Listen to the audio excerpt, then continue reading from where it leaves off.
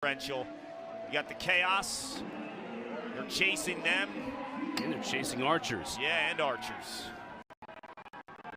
We're set to go here at Zions Bank Stadium. Sisselberger and Ierlan. This is going to be an outstanding face-off matchup all day long. Sisselberger wins the first possession to Archers. There's Van Over.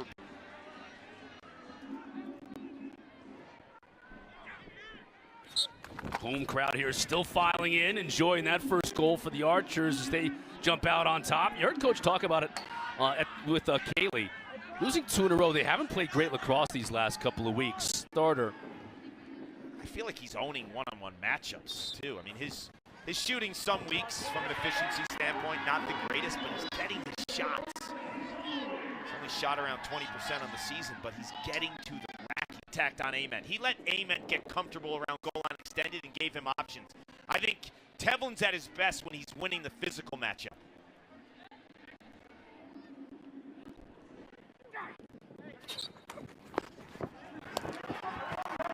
Got Sisselberger mic'd up. He's getting the better of TD Ierlan here early on. You're Sisselberger, and you have a matchup with Ierlan or Baptiste. Ooh, on the run! Schreiber! Not wasting any time, Kark. Just watch how fast this goes from head of the stick to the back of the net. If you're a goalie, how in the world do you track this? He's sweeping, and watch this, bam! I mean, that just comes off so fast. Tom Schreiber, from a two-handed perspective, going both ways, righty or lefty, there is a short list of players at that position that have ever been able to do it with both hands. You got Paul Rabel, you got Tom Schreiber, and some of the other greats were dominant one-handed players. Gary Gait, you know, some of the all-time legends. Go back to the 50s and Jim Brown, right? Like, everyone was one-handed then. This guy is so two-handed. That was his off-do with Sisselberger. When you're going against a TD Ierlan, Trevor Baptiste, or Joe Nardello, when you're a young second-year midfield face-off specialist, you're going to get the attention. You're going to get his best play. And TD Ierlan won that face-off against Patterson because you had Sisselberger. Cross, IQ, and perspective. When you're inside, like, make a defender think, okay, I'm covered. And then it's just a subtle step, 1 or 2 steps in one direction that gives you all the space you need. He started off really side shooting. So O'Keefe might be struggling a little bit from the left side, but you see Trey LeClaire solving Kelly from the right. Garnsey, that is a long shot. Don't want to speculate, but he's heading into the locker room to be evaluated, and once we get an update, we'll let you know. But that's huge in terms of this game and moving forward. Sisselberger wins the draw to start this second quarter. So even more on the shoulders of a guy.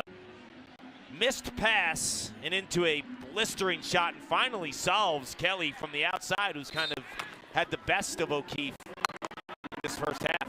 Sisselberger tried to get it to him because he was in a lot of trouble, but Connors comes out of there with it. Still on his feet. He's going to want one here. He's seen guys over the last couple weeks like have that awareness of where the two-point range is. You know, Graham Bundy Jr. is outstanding at that. As a rookie, it's startling how he knows. Oh, you need a little bit more of Trey LeClaire, who's fully capable. He's got 16 goals on the season. Ryan Ambler needs to have more of a presence being felt. And then we have Connor Fields. The last 6 quarters has been held scoreless. This is one of the most dynamic scoring attackmen in the league. From a perspective of getting his hands free. You can't play defense like that on Connor Fields. That's too easy. 4th tie of the game as Sisselberger wins another draw. And it's Fields' first goal of the game. First goal in a couple of ball follow on Kirst. And then when they kicked it back to Pinnell, Pinnell knew right away, if Bertrand follows the ball, I got to get that pass out immediately. To a spot. It was a no-look pass to a spot. And Bertrand was right there. Made a nice catch on it, by the way, too. And finish. That's where they found the seam on the Utah Archers defense. Merle on the run, hits the pipe. Wow, sends this one high into the reigning MVP. He scored the game-winning goal in the final seconds of the championship game last year. And now he's out at least for the rest of this game, possibly for the weekend. And who knows with the playoffs. What a grounder, what a grounder! Sisselberger, the shot goes too high though. 99 battles, doesn't he? Oh, Sis.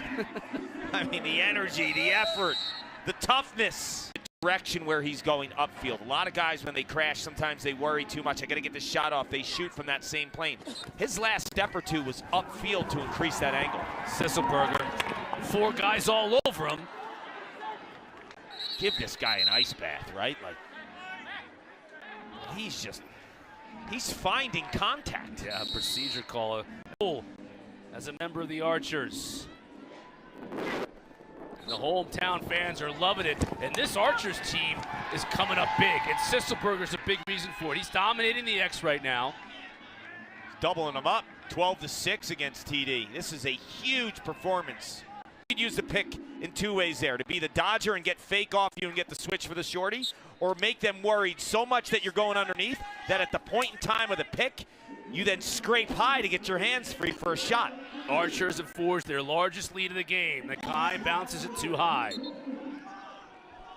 15.5. But the Redwoods in Pinnell's offense need to figure it out. They were 1 for 11 shooting in the third quarter with 6 turnovers, and they had the second most turnovers in the league. So cleaning up that aspect of play, it's been a hat trick for Bertrand. that's good news too. I said it earlier in this game. Just what the doctor ordered for that. Unassisted goals by middies would be huge. Ierlan thought about taking a shot. Now, dodging perspective for a guy that's lived behind the cage, and that goal was behind the cage, but we've seen so many effective offensive plays from Grant Ament in space, like in traditional midfield spots, and he's.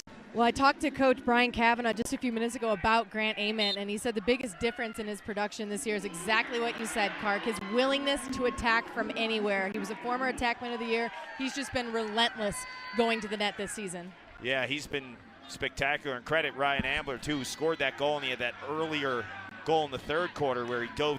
The Utah Utes, the varsity lacrosse team at the halftime, and 123 high school teams here in the state of Utah. It's awesome. Yeah, it's really great, the growth of the sport out west particularly. And they're really pulling for the Archers here, because if they could hang on, you saw the standings there momentarily. It sets up a winner-take-all battle with Colorado. Yeah, that's going to be awesome. Tomorrow night on ESPN2. Denver Outlaws and Brennan O'Neill and Graham Bundy Jr., a rookie class that Tim Sudan has cashed in on.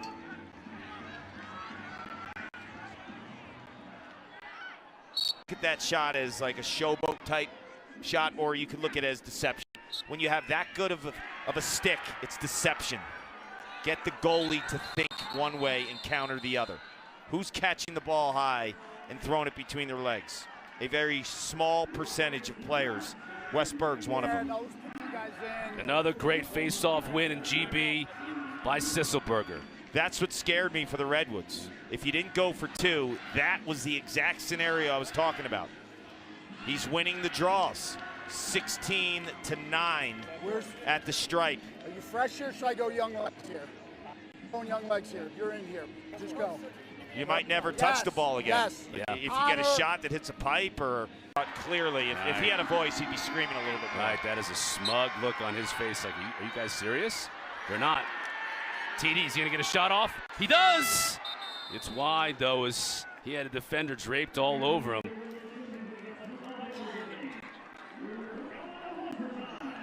Seth, you have Denver. I know. You win today, you beat Denver, you win the West. Yes.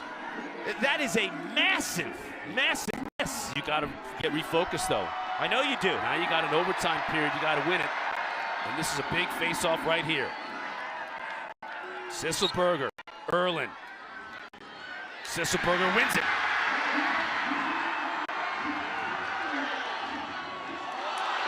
Tried to feed a pass inside. Do you feel the energy of this crowd, though? You feel it. They knew how big that face-off win was. Now possession to the Redwoods.